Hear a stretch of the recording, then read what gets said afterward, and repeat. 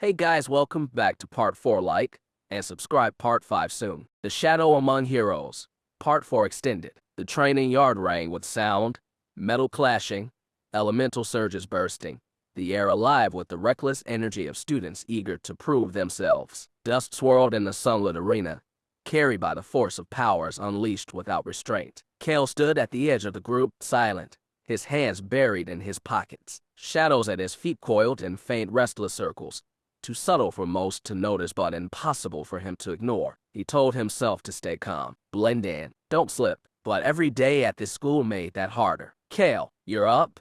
Instructor Vera barked, her voice as sharp as the spear strapped to her back. She was the kind of teacher who didn't tolerate hesitation, her stare cutting through excuses like steel through cloth. Kale forced his body to move. His classmates turned, expectant. Today's test was team coordination combat. Groups of 3 had to protect each other while dismantling a wave of combat drones. It was supposed to build trust. Kale almost laughed at the irony.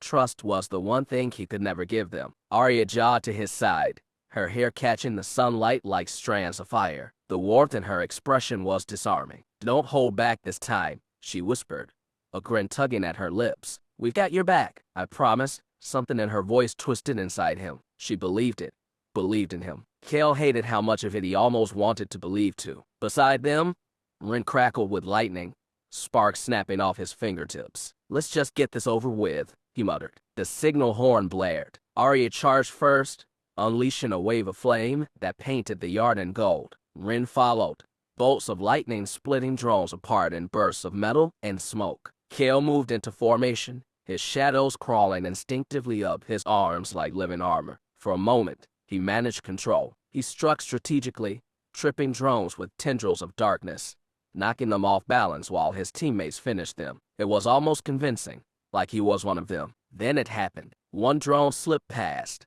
his blade slicing across Kale's shoulder. The cut was shallow, but the pain tore down the walls he'd built inside himself. The shadows surged in response, hungry and unrestrained. The torrent of black erupted outward, tendrils lashing around the drone. The machine shrieked as the darkness crushed its body into twisted metal, sparks dying under the suffocating void. The yard fell silent. Kale stood panting, shadows writhing around him like beasts straining at their chains. The whispers of his power echoed in his ears. More, consumed them all. No one moved. Vera's eyes narrowed, sharp and dangerous.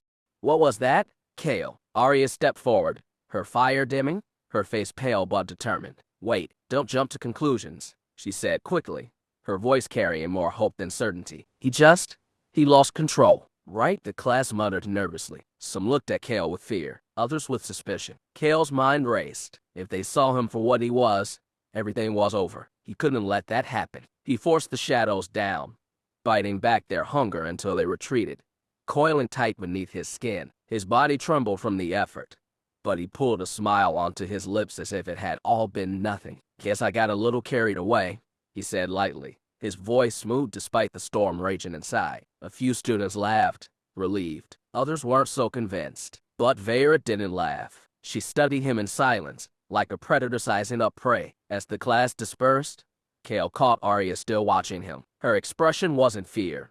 Not exactly. It was curiosity, concern, maybe even trust. That was dangerous. For her, for him. Kale turned away, walking back toward the shadows at the edge of the yard. Every step felt heavier. He had hidden himself for so long, but today had proved something terrifying. His control was slipping, and when it slipped for good, the heroes wouldn't see a friend. They'd see the enemy they'd sworn to destroy.